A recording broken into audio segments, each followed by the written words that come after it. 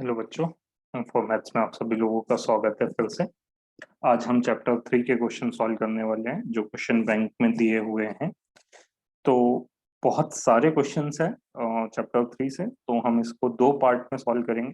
तो पार्ट 1 में अभी हम 6 क्वेश्चन सॉल्व कर रहे हैं और फिर बाकी बचे हुए 10 क्वेश्चन, लगभग 8 से 10 क्वेश्चन हम सेकंड पार्ट में सॉल्व करेंगे।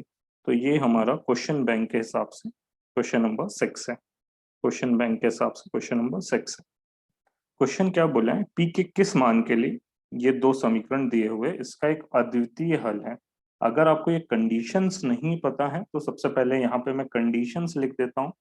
अद्वितीय हल या यूनिक सॉल्यूशन, अद्वितीय हल या यूनिक सॉल्यूशन के लिए कंडीशन होती है A1/A2 will not be equal to B1/B2। A1/A2 का मान कभी भी B1/B2 के मान के बराबर नहीं होना चाहिए। अनेक हल के लिए जो कंडीशन होती है वो होती है A1/A2 बराबरी से B1/B2 बराबरी से C1/C2। ये तीनों आपस में बराबर होने चाहिए। और कोई हल नहीं के लिए कंडीशन होती है A1/A2 बराबर होगा B1/B2 के, पर ये दोनों बराबर नहीं होंगे C1/C2 के। तो ये कंडीशन होती है कोई हल के लिए। तो ये कंडीशन से याद रखो, इन कंडीशन से एमसीक्यू आता है और क्वेश्चंस तो आता ही है। अब क्वेश्चन को कैसे सॉल्व करेंगे, देखो दो समीकरण दिए हुए 4x धन पी वाई धन 8 बराबरी से 0 और 2x प्लस 2y प्लस 2 बराबरी से 0, इन दिए गए समीकरण की मानक समीकरण से तुलना कर लेते हैं। दिए गए समीकरण की मानक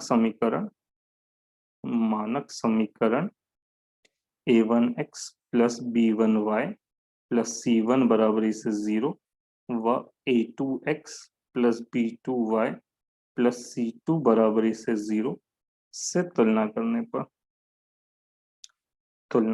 पर करते हैं तुलना। तो A1 पहला वाला समीकरण सारे A1 B1 C1 देगा, दूसरा समीकरण A2 B2 C2 देगा।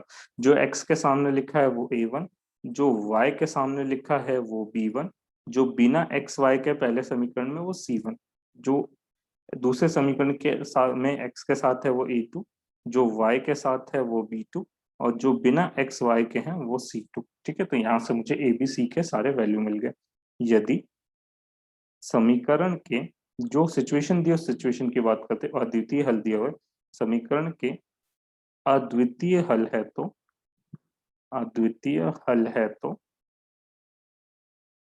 क्या कंडीशन होगी, A1/A2 बराबर नहीं होगा B1/B2 के।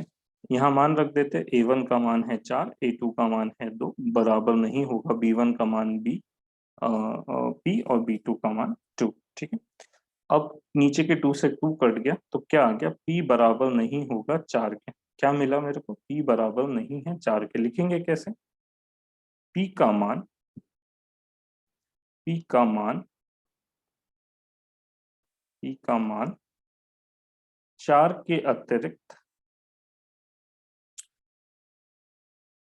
कुछ भी हो सकता है, कुछ भी हो सकता है जिसके लिए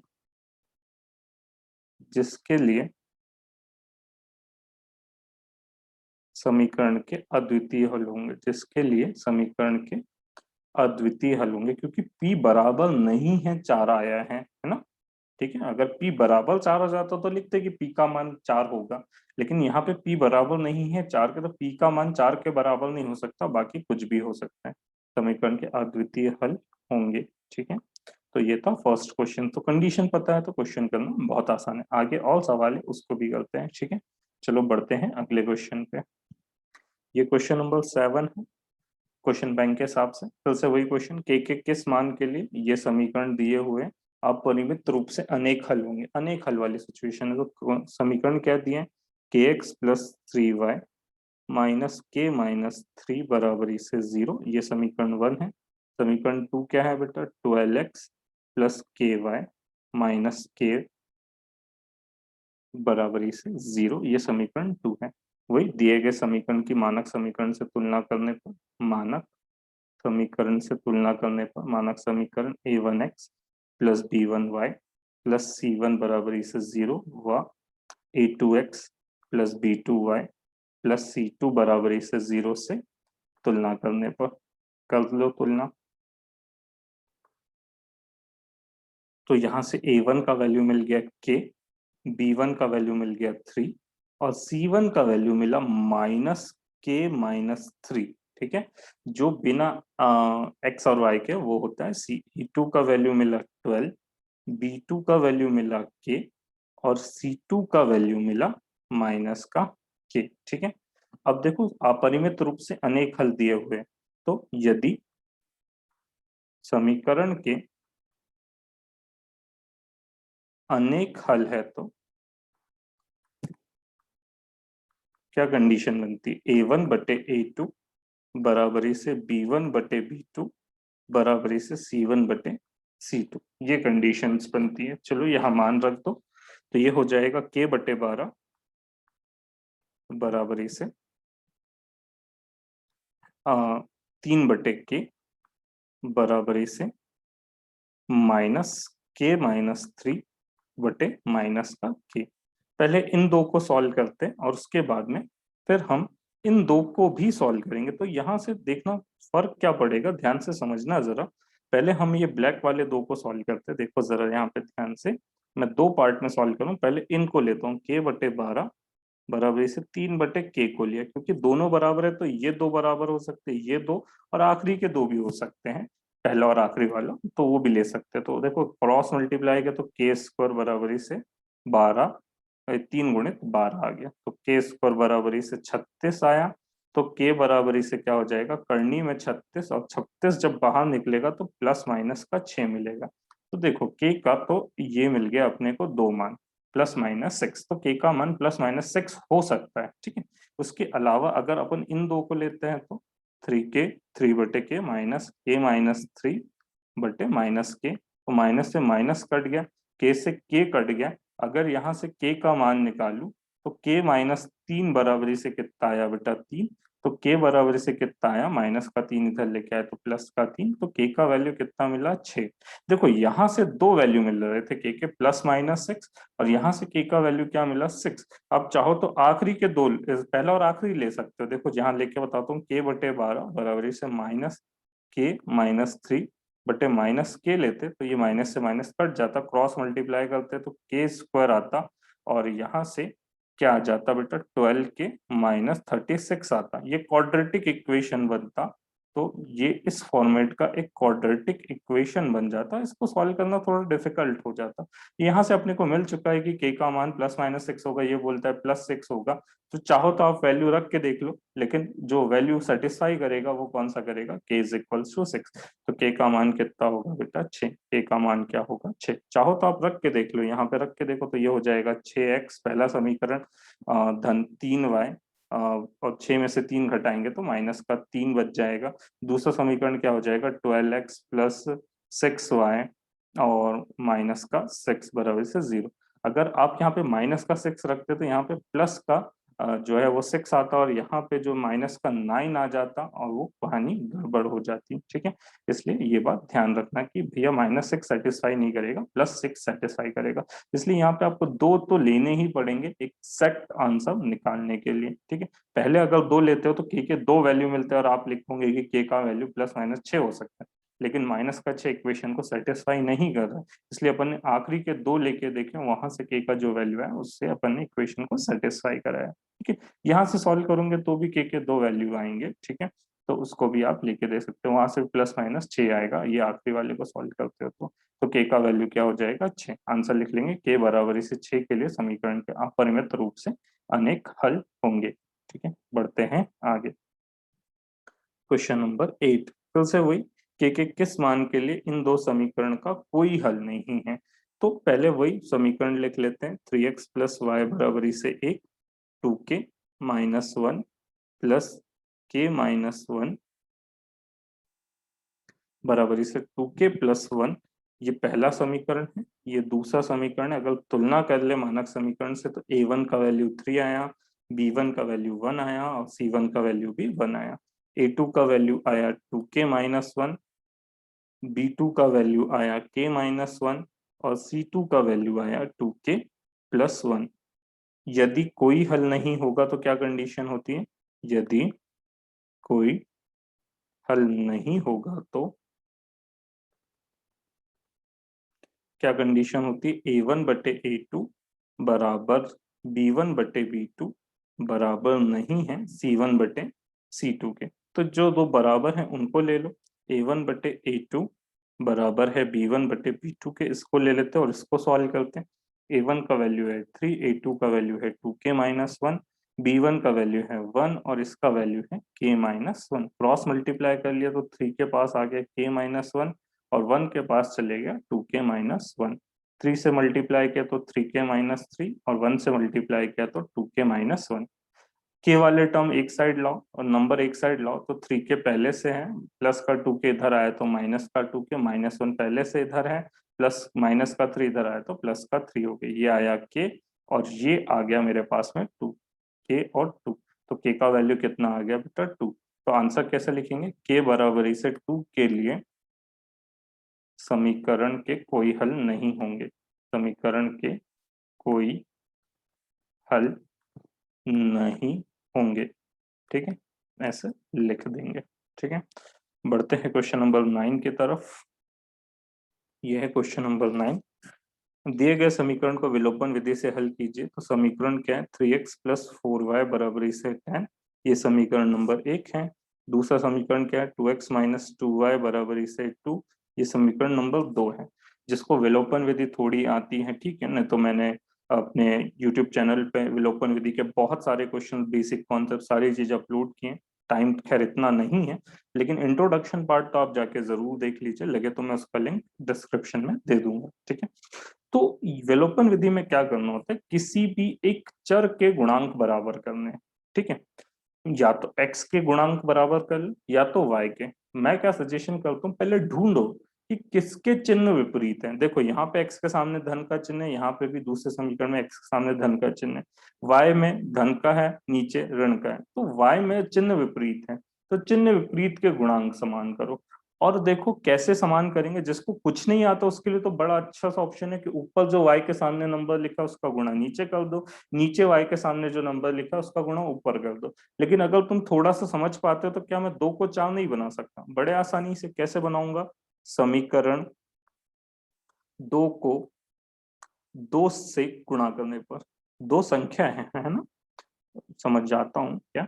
पहले समीकरण 2 लिख लो शुरू से लेके आखिरी तक। अब इसको संख्या 2 से गुणा कर दो। समीकरण एक जैसा का वैसा छोड़ा, गुणा किया तो ये क्या हो गया बेटा? ये हो गया मेरे पास में 4x -4y बराबरी से 2 दूनी 4। ये समीकरण 3 आ गया। और समीकरण एक जैसा का वैसा था, समीकरण एक जैसा का वैसा था। ठीक है, अब देखो y के गुणांक समान हो गए। अब चिन्ह विपरीत है तो जोड़ दो, दोनों समीकरण को जोड़ दो। चिन्ह समान है तो घटाएंगे, चिन्ह समान रहेंगे तो घटाएंगे, अदरवाइज जोड़ देंगे। तो ये 4y में 4y जोड़ा, धन और ऋण तो कट गया। 4 में 3 जोड़ा तो 7 आ गया, 10 में 4 जोड़ा तो 14 आ गया। अगर x का मान निकालना है तो 7 को पक्षांतरित कर दिया, 14/7 2 बार कट गया, x बराबरी से कितना आ गया बेटा? 2। अब मुझे y का भी मान निकालना है तो समीकरण एक में y का, किसी भी 3 समीकरण किसी भी एक में रख लो। समीकरण एक से, समीकरण एक क्या है? 3x धन 4y बराबरी से 10। 3x की जगह 2 रखा, धन 4y बराबरी से 10। 3 दूनी 6, धन 4y बराबरी से 10। 6 को उठा के उधर ले जाओ तो 4y बराबरी से 10 - 6, तो 4y बराबरी से कितना आ गया? 4। तो 4y, सॉरी, y को इधर रहने दिया, 4 को भी पक्षांतरित कर दिया तो 4 से 4 कट गया। y का मान कितना आ गया बेटा? 1। आंसर x बराबरी से कितना आ गया? 2। y बराबरी से कितना आ गया? 1। तो विलोपन विधि में किसी भी एक चर के गुणांक समान करो, अगर चिन्ह समान है तो घटा दो, चिन्ह विपरीत है तो जोड़ दो। जिसको कुछ नहीं आता उसके लिए तो सबसे अच्छा ऑप्शन था कि भैया वो पहली संख्या देखता x के सामने 3 है, इधर 3 से गुणा कर देता, दूसरी संख्या में x के सामने 2 है, ऊपर 2 से गुणा कर देता, x के गुणांक समान हो जाते हैं। लेकिन थोड़ा सा ध्यान से समझो, एक बार वापस रिपीट करो कि मैंने क्या बोला है, और समझ में ना आए तो थोड़ा सा जाके थर्ड चैप्टर का बेसिक पार्ट देख लो। ठीक है, बढ़ते हैं आगे क्वेश्चन नंबर 10 की तरफ। प्रतिस्थापन विधि से ये दो समीकरण हल करने। समीकरण क्या है? x प्लस वाई बराबरी से 5, ये समीकरण 1 है।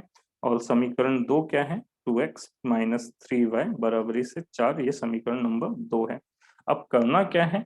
प्रतिस्थापन विधि से हल करना है। प्रतिस्थापन विधि में क्या करते हैं? किसी भी एक समीकरण को लेके x या y का मान निकालते हैं और उसको समीकरण 2 में रख देते हैं। तो मैं समीकरण 1 को हल करता हूँ।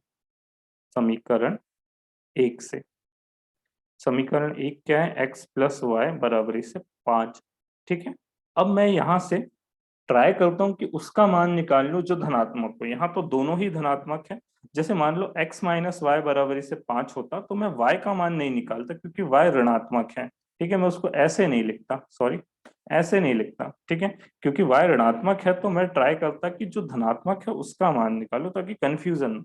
यहाँ तो दोनों ही धनात्मक है तो x को यहीं रहने दिया और y को पक्षांतरित कर दिया, तो x का मान कितना आ गया? 5 माइनस वाई। ये बन गया मेरे पास समीकरण नंबर 3। ठीक है, अब समीकरण 2 में x का मान रख दो। समीकरण 2 में x का मान रखने पर रखो भैया, समीकरण 2 क्या है? 2x माइनस 3y बराबरी से 4। 2 x का मान कितना है? 5 माइनस वाई बराबरी माइनस 3y बराबरी से 4। 2 से अंदर गुणा किया, 5 दूनी 10, 2y माइनस 3y बराबरी से 4। सॉल्व करो। 10 माइनस 5y बराबरी से 4, और 10 को उठा के अगर मैं इधर ले आऊं तो माइनस 5y बराबरी से 4 माइनस 10, तो माइनस 5y बराबरी से कितना हो गया? यहाँ पे 6 हो गया। माइनस का माइनस से माइनस कट गया। y का मान कितना आ गया? 6/5। y का मान कितना आ गया? 6/5। अब x का मान निकालना था तो समीकरण 3 में रख दो, क्योंकि समीकरण 3 सीधा x का मान देता है। समीकरण 3 से समीकरण 3 क्या है? x बराबरी से 5 माइनस वाई। वाई का मान रखो तो 5 माइनस 6/5। इसके बटे कुछ नहीं है तो एक एलसीएम ले लो। तो 5 आया एलसीएम, तीर गुणा कर दो तो 5 25, 6 कम 6, 25 में से 6 गए तो 19/5। ठीक है, तो x का मान कितना आ गया? 19/5। ठीक है, समझ में आई बात? आंसर यहाँ कुछ नहीं किया। जिसको कंफ्यूजन हो रहा है, 1 और 5 का लघुत्तम लिया, 1 के पहाड़े में 5 5 बार में आता है, 5 का 5 से गुणा किया तो 25 आया। 5 के पहाड़े में 5 एक बार में आता है, 1 का गुणा 6 से किया तो 6 आ गया। x बराबरी से आ गया 19/5 और y बराबरी से आ गया 6/5। ठीक है, ये क्वेश्चन नंबर 10 था। क्वेश्चन नंबर 11 सॉल्व करते हैं। ये 24 है, हिंदी में छप गया वो, -24 है। दो समीकरण दिए हुए 2x प्लस 3y बराबरी से 11 और 2x माइनस 4y बराबरी से -24, ये दो समीकरण दिए, उसको हल करना है। और फिर हल कर लोगे तो x और y के मान आएंगे। तो x और y के मान अगर आप इस वाले समीकरण में रख दो तो आपको क्या मिल जाएगा? m का वैल्यू। ठीक है, ये y is equals to M X plus C नहीं होगा। मैं एक सेकंड चेक कर लेता हूँ। ये क्वेश्चन है y is equals to M X plus 3। ठीक है, y is equals to M X plus 3 है। यहाँ पे अगर तुम x और y का मान रख दोगे तो m का मान मिल जाएगा। ठीक है, तो चलो सॉल्व करते हैं इन दोनों समीकरण को। यहाँ लिखा नहीं है किस विधि से, तो विलोपन विधि सबसे आसान होती है, क्योंकि यहाँ पे x के गुणांक समान है ना। x के गुणांक समान है तो यहाँ पे अपन बड़े आसानी से विलोपन विधि लगा सकते हैं, अगर इन दोनों समीकरण को घटाते तो। क्यों घटा रहे भैया? क्योंकि गुणांक समान है और चिन्ह भी समान है। जब चिन्ह समान होंगे तो घटाना ही पड़ेगा, और घटाओगे तो नीचे के पूरे चिन्ह बदल देना। ये ऋण का था तो धन का हो गया, ये धन का था तो ऋण का हो गया, ये ऋण का था तो ये धन का हो गया। एक धन एक ऋण कट गए, दोनों धन जुड़ गए। दोनों धन जुड़ गए, 24 में 11 जोड़ो तो 35 आया। y का मान आ गया 35/7, और 7 से 35 कट गया 5 बार में, तो y का मान आ गया 5। अब y का मान उठा के किसी भी एक समीकरण में रख दो। समीकरण 1 से समीकरण 1 क्या है? 2x प्लस 3y बराबरी से 11। y का मान रखो 2x प्लस 3 × 5 बराबरी से 11। सॉल्व करो इसको, 3 × 5 = 15 बराबरी से 11। तो ये हो जाएगा 2x, 15 को उठा के इधर लेके आए तो 11 माइनस 15, तो 2x बराबरी से कितना हो गया बेटा, माइनस का 4। तो x बराबरी से हो जाएगा -4/2, 2 से काट दिया तो -2 बार कट गया, तो x का मान कितना आ गया, -2। x का वैल्यू कितना आ गया, -2। ठीक है, अब ये वैल्यू उठा के यहाँ रख देते हैं। देखो ये सवाल था, इसमें अपने को m का मान निकालना है। y का मान कितना है, 5, m जैसा का वैसा, x का मान कितना है, -2 प्लस 3 जैसा का वैसा। ठीक है, प्लस के 3 को उठा के इधर लाते तो -3, m से 2 में गुणा किया तो -2m आ गया, और 5 में से 3 घटाया तो 2 आया, इधर -2m है। 2 को पक्षांतरित किया इधर तो 2 गुणित में था, इधर भागित में आ गया, और m का वैल्यू कितना आ गया बेटा, 2 से 2 कट गया, कितना आ गया, -1। m का वैल्यू कितना आ गया, -1। यही अपने को करना था, m का मान निकालना था। ठीक है, आपको चाहिए तो आप इसका स्क्रीनशॉट ले लो, मैं सारे क्वेश्चंस दिखा देता हूँ। ये 11 नंबर का क्वेश्चन है, इसका स्क्रीनशॉट ले लो। ये 10 नंबर का क्वेश्चन है, इसका भी स्क्रीनशॉट ले लो। ये 8 नंबर, सॉरी ये 9 नंबर का क्वेश्चन है, इसका भी स्क्रीनशॉट ले लो। ये 8 नंबर का है, ये 7 नंबर का है, और ये 6 नंबर का क्वेश्चन है। और इसकी आगे के क्वेश्चन हम इसके सेकंड पार्ट में सर्च करेंगे, उसका भी लिंक इसी के डिस्क्रिप्शन में दे दूंगा मैं।